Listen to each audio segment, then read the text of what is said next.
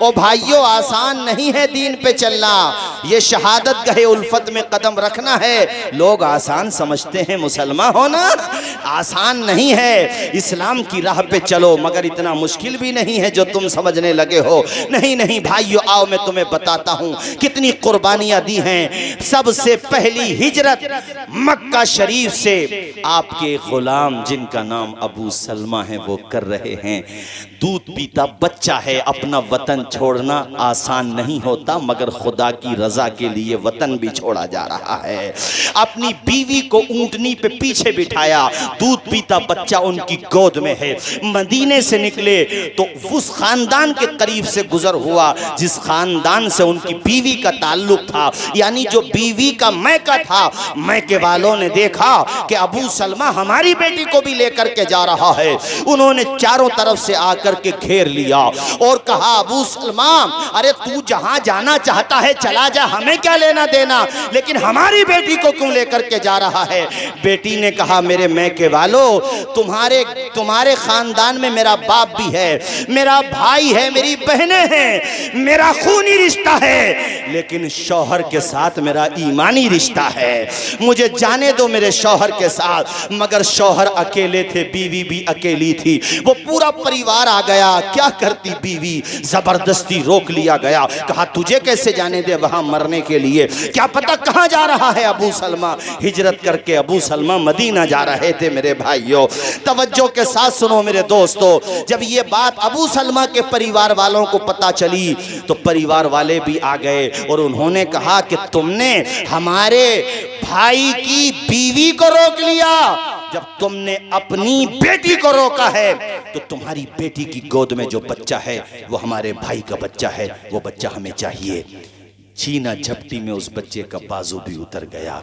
बच्चा लेकर के चले गए अबू सलमा के घर वाले और बीवी को रोक लिया। बीवी के घर वालों ने, उधर बीवी का इम्तिहान है, इधर शौहर का इम्तिहान है। हम तुम जैसे लोग होते तो कदम भटक जाते, वहीं पे रुक जाते। अबू सलमा ने रोती हुई आंखों से बीवी से कहा, खुदा हाफिज, अल्लाह ने ज़िंदगी रखी तो फिर कभी मुलाकात होगी, लेकिन होना तो वही है जो हमारे नबी ने हमें हुक्म दिया है। मेरी बीवी में रुकूंगा नहीं। तो बीवी ने अपने शौहर की पेशानी चूमी और कहा, मेरे सरताज, मुझे तुमसे यही उम्मीद थी, मेरी फिक्र न करो, तुम वहीं पहुंच जाओ जहां जाने का हुजूर ने हुक्म दिया है। अल्लाह ने कि अल्लाह की तौफीक रही, उसकी ताईद रही, ज़िंदगी में फिर मुलाकात होगी। ऐसे छोड़ना आसान नहीं होता। 1-2 महीने के लिए बीवी बच्चों को छोड़ के चले जाओ, 2-4 दिन मौलाना आसिफ साहब फोन पे बात ना हो, बच्चों की याद आने लगती है। कोई एसी रूम में सुलाता हो, बेहतरीन इंतजाम करता हो, 10 दिन हो जाएं तो जी चाहता है उड़ के अपने घर पे पहुंच जाओ। यहाँ बीवी बच्चों को छोड़ा जा रहा है, किसके लिए? खुदा की रजा के लिए। क्या तुम अल्लाह की रजा के लिए ताश के पत्ते नहीं छोड़ सकते? क्या तुम अल्लाह की रजा के लिए शराब की आदतें नहीं छोड़ सकते? जलसा कराते हो तो जलसे में इनकलाब लाने की कोशिश करो। मौलाना आसिफ साहब क़िबला खुतबात जुमा में बार बार समझाते हैं, उसको अमली जामा पहनाने की कोशिश करो मेरे साथियों। यार, बात तो तब है जब तुम्हारी रूहों के अंदर बदलाव आ जाए और मुझे फोन करके मौलाना आसिफ साहब कहें कि माशाअल्लाह गरीब नवाज कमेटी ने जो जलसा किया उसका रंग ही अलग रहा, ढंग ही अलग रहा। वो जवान जो मस्जिदों में जुमे के दिन नजर आते थे, पता नहीं जलसे से कैसा इनकलाब आ गया। हर रोज 5 वक्त नजर आ रहे हैं, हमें हर वक्त नमाज पढ़ते हुए नजर आ रहे हैं। तब मैं भी समझूंगा मेरा आना कामयाब रहा और आपका बुलाना कामयाब रहा। वरना मेरे साथियों, फॉर्मेलिटी करने को तो आप रोजाना जलसे कीजिए, मगर बात तो तब है जब ख्याल और फिक्र की राहों में इनकलाब आ जाए, जिंदगी में बदलाव आ जाए। देखो हजरत अबू सलमा का किरदार देखो।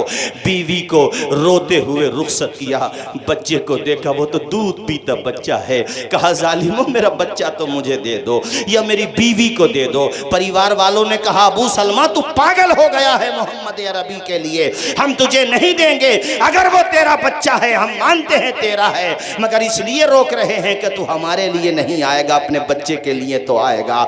मगर खुदा का फजल शामिल हाल था और कातिबे तकदीर से गोया के ऐलान हो रहा था, अबू सलमा तू कदम बढ़ाते जा, वो वक्त भी आएगा जब तेरी बीवी भी तेरे साथ आएगी और तेरा बच्चा भी तेरे पास आएगा। बेटा मुख्तसर लगाओ नारे, मुख्तसर लगाओ। सुनो मेरे अजीज साथियों, हज़रत अबू सलमा हिजरत करके मकाम क़ुबा एक जगह है मदीने शरीफ से पहले, यहीं पहले इस्लाम जमा हो रहे थे सब हिजरत करके। यहाँ पे हुजूर के चाहने वाले काफ़ी रहते थे। जानते हो कितने साल की जुदाई रही मियाँ बीवी के अंदर? वो बावफा बीवी थी। अभी बिरादर गिरामी मौलाना आसिफ साहब बीवियों को नसीहत कर रहे थे, मैं भी करूँगा। देखो बीवियों, सीखना है तो अबू सलमा की बीवी से सीखो। जिस जगह पे जुदाई हुई थी, जिस जगह पे छीना झपटी हुई थी, जहां पे शौहर निगाहों से ओझल हुआ था, रोजाना बीवी वहां पर दिन में आकर के बैठ जाती थी और वहीं किसी महफूज जगह पूरे दिन बैठी रहती, अपने शौहर को याद करती और अपने दूध पीते बच्चे को याद करती। माओं के लिए बच्चे छोड़ना आसान नहीं होता, बच्चों के लिए तो माँ बाप छोड़ना बहुत आसान होता है। वो तो 4-5 बेटे हो गए तो कहते हैं 1 महीना तुम खाना खिला लो, 1 महीना तुम खाना खिला दो। तुझे पता नहीं है तेरे माँ बाप ने तेरे लिए अपना खून पसीना बना करके बहाया है? तू आज अपने बूढ़े माँ बाप को बोझ समझता है? तो आज अपने बूढ़े माँ बाप का टोकना, उनका समझाना बुरा समझता है? जिस दिन तेरा बाप नहीं रहेगा, जिस दिन तेरी माँ नहीं रहेगी, तब तुझे एहसास होगा यार अब मुझसे कोई पूछता ही नहीं कि तू रामपुर से अभी तक क्यों नहीं आया। मैं मर भी गया तो मुझे कोई फ़ोन करने वाला नहीं। एक वो मेरी माँ थी, जब तक मैं घर पहुँच नहीं जाता था माँ खाना नहीं खाती थी, माँ इंतज़ार करती रहती थी। एक दफ़ा मुझे मुनव्वर राना मिले भी 1 महीना पहले, सफ़र में इत्तेफाक से मिल गए, बहुत अच्छे शायर हैं दुआ सल। मैंने कहा भाई राना साहब आपकी शेर व शायरी तो बहरहाल आपका फ़न है, आपका मैदान है, मगर माँ के लिए आपने जो शेर कहे हैं वो मैं जलसों में पढ़ता हूँ। खैर वो मुझे नहीं जानते थे, बड़े खुश हुए। मैंने पूछा कौन से शेर पढ़ते हो? मैंने कहा मैं आपके ये 4 मिसरे तकरीबन जब भी माँ बाप पे तकरीर करता हूँ तो मुझे याद आ जाते हैं कि बुलंदी देर तक की शख्स के हिस्से में रहती है, बहुत ऊँची इमारत हर घड़ी ख़तरे में रहती है, ये ऐसा कर्ज है जिसको अदा में कर नहीं सकता, मैं जब तक घर न पहुंचूं माँ मेरी सजदे में रहती है। अल्लाह अल्लाह। घर से निकला करो, रामपुर को जा रहे हो, मुरादाबाद को जा रहे हो, दोस्तों को तो कहते हो, सबको कहते हो, एक दफ़ा माँ से भी कह दो माँ मैं रामपुर तक जा रहा हूँ। वो बूढ़ा बाप बेचारा बैठक में बैठा देखता रहता, न पूछना न गछना, किधर जा रहा किधर नहीं, तो उंगली पकड़ के चलता था अपने बाप से। अगर इतना बोल देगा अब्बा जी मैं ज़रा रामपुर तक जा रहा हूँ, मेरे लिए दुआ करना, इंशाल्लाह शाम तक आ जाऊँगा। तुझे क्या पता, तू नहीं भी कहेगा तब भी तेरे लिए दुआ करेंगे, मगर तू कह के जाएगा तो माँ बाप का कलेजा बड़ा हो जाएगा, उनके दिल से दुआएं निकल जाएंगी। वो मुनव्वर राना के मिसरे बहुत अच्छे कहे, हमारे कुछ गुनाहों की सज़ा भी साथ चलती है, अब हम तन्हा नहीं चलते, दवा भी साथ चलती है। और खुदा की कसम ये शेर तो मेरा कलेजा चीर देता है। और मैं अल्लाह से दुआ करता हूँ कि मालिक सबकी माओं का साया दराज रखे, सबके बाप का साया दराज रखे, और जिनके माँ बाप दुनिया से जा चुके हैं मौला उनको कब्रों में राहत व सुकून अता फरमाए। मालिक मौला मेरे वालिद मरहूम की मग़फ़िरत फरमाए और मेरी वालदा का साया मेरे सर पे तादेर कायम व दायम फरमाए।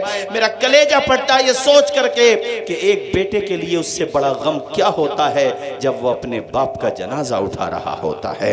हाँ आज भी है ऐसी औलाद, आज भी है जो अपने माँ बाप के इशारे अबरू पे गर्दिश करते हैं, कमा के लाते हैं तो दौलत अपनी अम्मा के हाथ में रख देते हैं, माँ दुआएं देती है। कोई माँ कोई अपने हाथ में थोड़ी रखेगी दौलत आदिल भाई, वो तो पलट के तुम्ही को दे देगी, मगर माँ खुश होती है कि मेरा मौलाना बेटा, ये मेरा डॉक्टर बेटा, ये मेरा कमाने वाला बेटा, मेरा मजदूर बेटा, ये 30 साल का हो गया मगर इसका बचपना नहीं गया, ये जैसा था वैसा ही है। अरे तुम माँ से दुआएं ले ले। हम जलसों में जाते हैं तो लोग हमसे बड़ी दुआएं कराते हैं, कदमों को भी चूम लेते हैं, खुदा के बंदे हाथों को चूमते हैं। अरे क्या रखा है इन हाथों में, क्यों चूमते हो यार इन हाथों को? एक ईमानी रिश्ता है, मुसाफा कर लो वही काफ़ी है। हमारे लिए वैसे काम न करो जिससे गुरूर व घमंड के रास्ते खुलने लगे, बल्कि हमें वैसा ही रहने दो जैसे हैं। हाथ चूमने हैं तो तन्हाइयों में माँ बाप के चूम लिया कर। हाथ चूमने हैं, बाहर से आया है, बाप सो रहा है, उसके कदम चूम ले। बाप देखेगा मेरा बेटा मेरा पाँव चूम रहा है, तू तो आ जाएगा सो जाएगा।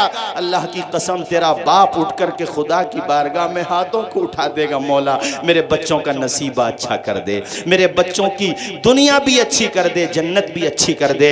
यार माँ बाप की दुआएं औलाद के हक में ऐसे कबूल होती हैं जैसे नबियों की दुआएं उम्मतियों के हक में कबूल होती हैं। और भाइयों दुआएं ले लो अपने बूढ़े माँ बाप की, उनसे मोहब्बतों का इजहार कर लो। वो शेर सुनो जो मैं तुम्हें सुना रहा था, घर से निकला करो दुआएं लेके निकला करो, सर पे दस्ते शफ़क़त रखवा लिया करो। अल्लाह अकबर, घर से निकलोगे तुम्हें फ़ायदा मिलेगा। वो मैं तुम्हें शेर सुनाता हूँ, हमारे कुछ गुनाहों की सज़ा भी साथ चलती है, अब हम तन्हा नहीं चलते, दवा भी साथ चलती है, और अभी जिंदा है माँ मेरी, मुझे कुछ भी नहीं होगा। मैं घर से जब निकलता हूँ दुआ भी साथ चलती है। मैं घर से जब निकलता हूँ, जरा पढ़ दें आप भी, मैं घर से जब निकलता हूँ दुआ भी, सारे लोग पढ़ दें दुआ भी, दुआ भी। अल्लाह खुश रखे। मुझे अच्छा लग रहा है कि माँ बाप के नाम पर अल्हम्दुलिल्लाह, ये हमारे बिरादर गिरामी माशाल्लाह, ये मेरे दोस्त के भी भाई हैं, और माशाल्लाह मुझे बड़ी खुशी होती है। दीन का जो भी काम करे उसके लिए दिल से दुआएं निकलना चाहिए। ज़ाहिर खूबियाँ हैं तभी इतने दिनों तक आपके यहाँ हैं माशाल्लाह, और मेरी दुआ ये है कि यहीं पर इनकी ज़िंदगी गुजर जाए, आमीन बोलें। अच्छा इमाम मिल जाए तो हमें उसकी कदर करना चाहिए।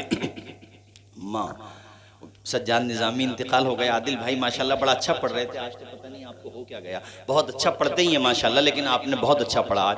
वो सज्जाद निज़ामी अल्लाह गरीक रहमत करे, वो 2 मिसरे पढ़ते थे, अगर इजाज़त दें तो मैं सुना दूँ आपको 2 मिसरे, जरा तरन्नुम में सुना दूँ, बताएं सुना दूँ?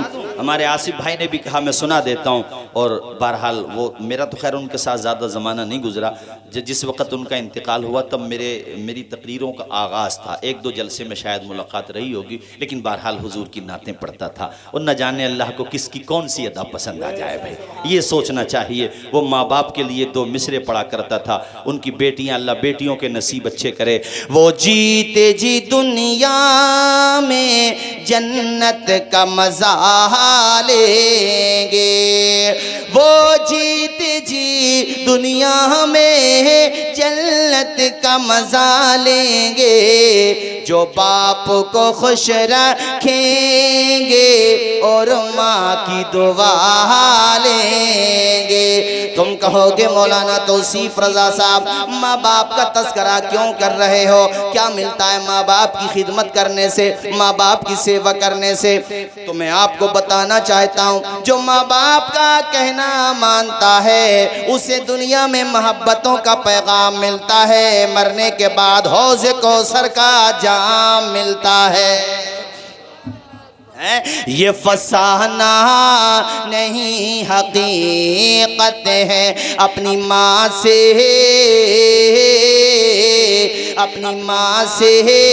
जिसे मोहब्बत है, गौरे से पैर तू क्यों नहीं कहता, गौरे से पैर तू क्यों नहीं कहता, माँ के कदमों के नीचे जन्नत है। और देखो ये मन बना रहे हो ना कि इंशाल्लाह अपने माँ बाप की खिदमत करेंगे, और नौजवानों तुमसे भी कह रहा हूँ अपने माँ बाप से कोई बात डांट देते हैं, माँ बाप तो माँ बाप हैं, कमा भी तो रहे। जलसों में माँ बाप माँ के लिए बहुत तकरीर होती है, जो हिस्सा भी होना भी चाहिए, लेकिन थोड़ा सा तस्करा ना बाप का भी ज़रूरी है, चूँकि भाई रुतबा तो माँ का ज़्यादा है बिलाशुबा, लेकिन बाप भी जन्नत का दरवाज़ा है। बात क्या है कि वो माँ जो है सिन्फ़ नाजुक है, और माँ के अंदर जज्बा ज्यादा होते हैं, मोहब्बत का तला, तो माँ बेतकल्लुफ हो जाती है बच्चों से। बाप क्या है, अपना भरम बनाता है, वो ये सोचता है मैं बेतकल्लुफ हो गया तो कहीं मेरा बेटा बिगड़ ना जाए।